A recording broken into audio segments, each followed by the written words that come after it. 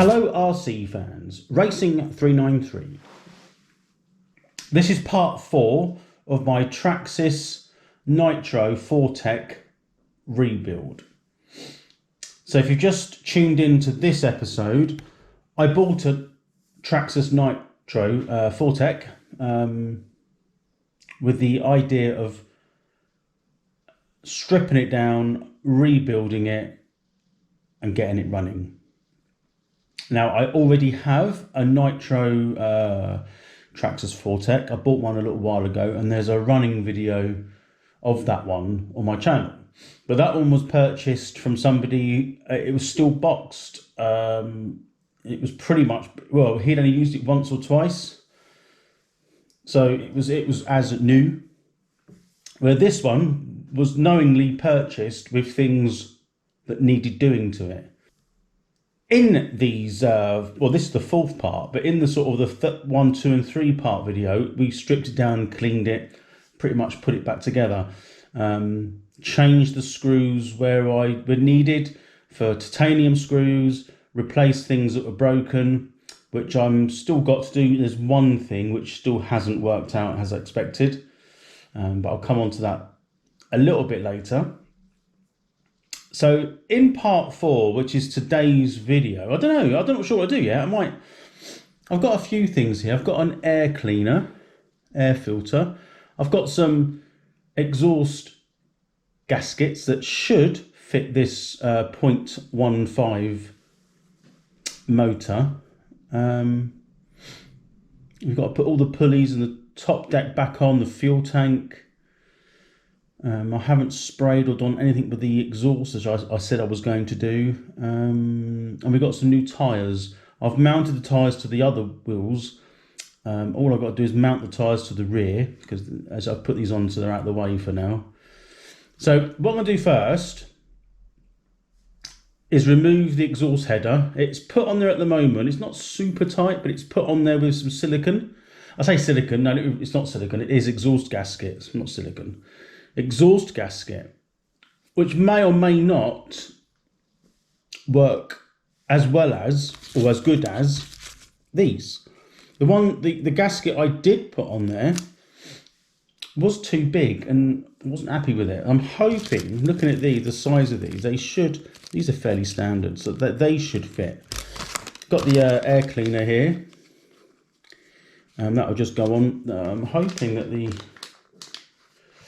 the end, yeah, should be fine. It's quite a small end on that. So yeah, I'm gonna get that on. We'll have to start assembling the upper deck, the side pulley, and getting it all together. I haven't bought any electrics yet. We'll just need a couple of servos. I'm tempted to get some reasonably good servos, but before I do that, I'm probably best to make sure that the motor, the engine actually runs. You can manually do that. You know, you don't need a servo on it. You can manually operate the carburetor there, the butterfly. And this isn't a, yeah, it's a butterfly carb. So it just, where it sort of turns rather than sort of pulls out, which would be a slide. Okay, so I'll quickly mention what I'm waiting for. So those that have been watching this, let me just move the camera. So in there, that inner cup was broken. So I had to replace that. There's a sliding drive shaft with an output shaft here. Now this isn't the one. I've got the output shaft and the inner part of the drive shaft. The sliding part of the drive shaft, which has like a universal joint, which would go onto this, I haven't got. So in my wisdom, I was looking around and I did find these drive shafts from Yeah Racing. Now it does fit, but of course, any drive cup on any dog bone RC car that I'm aware of, if it's just a dog bone type of design, it needs to slide in and out of the cup, because it's when the suspension goes up and down, there is movement, like an arc. It goes on a different arc in here. So this end, or this end, depends on the design that you're using, has to move in the cup. Hence why the drive shafts on this kit, the normal drive shafts, they sort of slide in and out of each other because the ends are a fixed UJ. They don't move, so the drive shaft slides. Now with this goes into the original cup, which doesn't move, into a bearing carrier, which doesn't move. There's no slide. So although it works, and it would probably, I'll be honest with you, it'd probably work a bit, but it's going to put a lot of strain on here, on the end. So I have ordered some different cups, which are kind of elongated. So the end will slide in and move, so it's not fixed. They should be here today. So that will be a work in progress. If it works, I'll probably only replace this side just for now, just to make sure it works before I get on to doing the other side. It's not an easy task getting the UJs apart. There is a tool that you need. Traxxas do the tool. I think Schumacher, of all people, do the tool as well. And I do have the tool. It's in one of my Schumacher kits. It's just like a UJ splitter. I think it's called something else. But anyway, that's kind of where we're at the moment. For assembly purposes, it would work. You know, it doesn't need to be done in here just yet. But anyway, so let's we can do the exhaust. We'll do that first. And we'll make sure the air cleaner fits. It doesn't have to go on there, but I will get it out of the packet and put it on there. And then we're going to assemble the top deck, put the fuel tank back in, and the side. So on the side here, there was between this pulley there, and there's a pulley here, which operates this one, this belt. There's like a linkage to make it four-wheel drive. So the camera fell over then. So let me just get myself sorted, and I'll come back to you when I've got something to show you with the exhaust. So the exhaust is there, goes on the exhaust header. It is the right size, which is fortunate. The other one was slightly too big. So we're going to put this on and do it up reasonably tight this time, and that should finish that exhaust part off for now. So that's done. Got the air cleaner on. That fits okay. That needs to be cleaner. What's it called? Don't know what it's called now. I think it's lubricant, so the dust sticks to that, not goes in. And the exhaust has gone on nicely as expected. Nice tight fit. You don't want to be careful doing these screws up because it's into aluminium. Don't want to strip it. I did put a very small amount of Loctite on there, so they technically shouldn't come loose. I didn't overkill it on that because you can easily strip the thread out inside that, undoing it. So it's a very small amount, just sort of, it's got a bit of resistance. Yeah, so next, I think the next thing, at least so it can sit on wheels, or maybe not. I might put the rear wheels on, actually, the tyres, rear tyres on. I'll show the tyres now because I've put them on the front wheels, but haven't put the front wheels on the car. So there's wheels and tyres, nice and soft. They've got to be glued on, but yeah, they look all right. Considering when they came off the car, if you look back at the first video, we sort of done these with Rick Dye. Yeah, so that's them. I quite like them. They're nice and sort of grippy. Like I said, I've got to glue them on, which I haven't done yet. And there's the sort of the others. So they've got foams in. So I'm going to fit those onto the back wheels, and I'll be back in a minute. And there you are. I know it's just wheels and tyres, but don't you think wheels and tyres make an RC car look like more finished? They fit all right. They go on there really well. They're the right size, 26mm. Yeah, nice and soft as well, as I mentioned before. I like that. So let's work on the top deck. Probably getting the like the fuel tank back in. I can't remember how it all fits now. That's the problem when you take it apart, and you should take pictures or have an instruction manual with you, which I haven't got. So I'm going to get some bits and pieces ready, and show you fitting in there the fuel tank. So there we go. That's the, well, I haven't done it yet, but the bell crank, or the steering arms, if you like. In the kit, they come up with plastic bushings. And it's quite smooth anyway. It doesn't really matter. But I've got some other bearings for the 4Tec. I actually bought a bearing kit, which I'll show you there. But this doesn't have any bearings in hardly. Not some of them ones. I've done the ball bearings yet, and it's only hasn't got a gearbox as such. So yeah. So that's obviously for the is that for the non-nitro version? Anyway, what I've got will fit this. So I get this in and get that on and install that. Will be that sort of part of the chassis, the top plate, which kind of holds the fuel tank in place. The fuel tank's like floating, if you like. It just sort of sits there.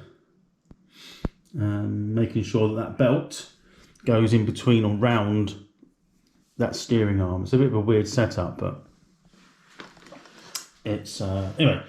Let's get those on and I'll show you again when I've got that fitted on. So I've skipped forward a little bit here. I've got the top deck on. I've replaced a couple of the screws with the titanium replacements. I've hooked up the steering. Obviously I need to take it apart again for when I get a drive shaft in there. But the top deck is on. The belt is kind of where it needs to go, ready to go on the spool.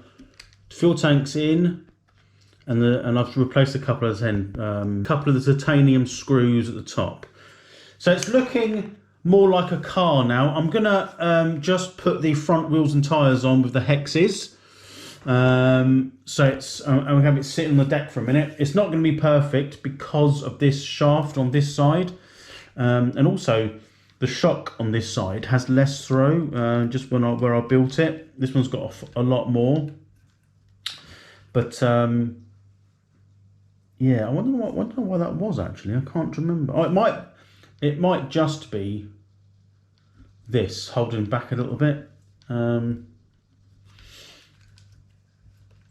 Yeah, it's got less. It's not bad. It's pretty not bad for an on-road car. But anyway, let me get the front wheels and tyres on the hexes, and I'll be back. So that's the wheels back on. I've remembered why the shock isn't as low as the other one. It's quite a bit higher. It's because the bottom cup, it's not called a top hat because it'd be here, but the bottom cup here doesn't slide over the end, because the other one on the car that I bought it would snapped off. It's not the original, so it's on a ball joint, but it's got a slide. This one I've got doesn't slide inside the sort of the cup spring retainer. So it sits a bit higher than it should. That should actually go down more, which would in fact move the bottom link, the bottom wishbone down, but it looks a bit weird like that. It looks a bit skew with. I've had to take the drive shaft out because it is tight in there and doesn't give me enough slack to put the wheel on, to put the pin through for the hex. But anyway, that's an ongoing process. But it's looking more like a car, as a car should. I think the next thing to do now is to, I think, just put the back sort of cover on assembly, which goes over the gears. We've got the drive shaft here for the belt, so that should go that side, and then we've got the other belt that goes from there to this side. And once that's on, I'll be honest with you, that might just end the video. Depends if I get the shaft end, I might add that onto this one as well. And then we can see about getting this car started manually And if it does that, all systems go. We'll get a couple of servos, get a receiver, and we'll be out. Well, say we'll be out. We'll get it running properly with a transmitter, and then I've got to start thinking about a body shell. Yeah, looking good. There's obviously a few things to do on it so far at the moment, but that's the thing with old retro kits. You never quite know how they're going to turn out, and that's the enjoyment, I think, out of restoring retro RC cars. It's the fun on trying to find things that work. Sometimes you just cannot get the bits. If you're lucky enough, you can sometimes make them, like 3D print them, or if you've got a small lathe, you can. If it's something like that, you can turn things down. I haven't quite got that technology yet. More news on that very soon. Yeah, so I'm going to finish putting the top on, and I'll probably put the pulleys on, and then I'll be back with a closing of this video. I'm not sure how far I'll go yet, but yeah, let me just put the last few bits on. Okay, everything's back together, more or less the electrics. Wheels are on, exhaust is just, it's in there at the minute. It's not, I was going to paint that, wasn't I? I still might do that. I don't know yet. I probably will do it. I just got to get around to doing it, but it's just on there out the way, so it's not packed away, as it were. So the only thing I have to do is the shaft on this side. It's still an ongoing project, and I want to alleviate this this shock. I can't quite see it. Let's just raise that a little bit. So this shock here doesn't, the top hat doesn't fit, but everything else is on. The next stage, incidentally, these are the bearings that came out. So they're sealed on that side and kind of normal on that side. They feel all right, I'll be honest with you. I've replaced the rear hub ones with these. So it's sealed on both sides. I haven't done the front hubs yet because of that. This work on this side, but I might as well change the bearings on this hub. I think it'll be foolhardy not to. Foolhardy, if I can say it without being the fool. Okay, so it's all done. This is kind of now ready. This is part 4, so I think part 5 is going to be starting it up and making sure this runs. If I can manually get it to run on a stand and manually operating the throttle, making sure everything is, it does feel quite tight. I might have to readjust the mesh. It doesn't feel tight.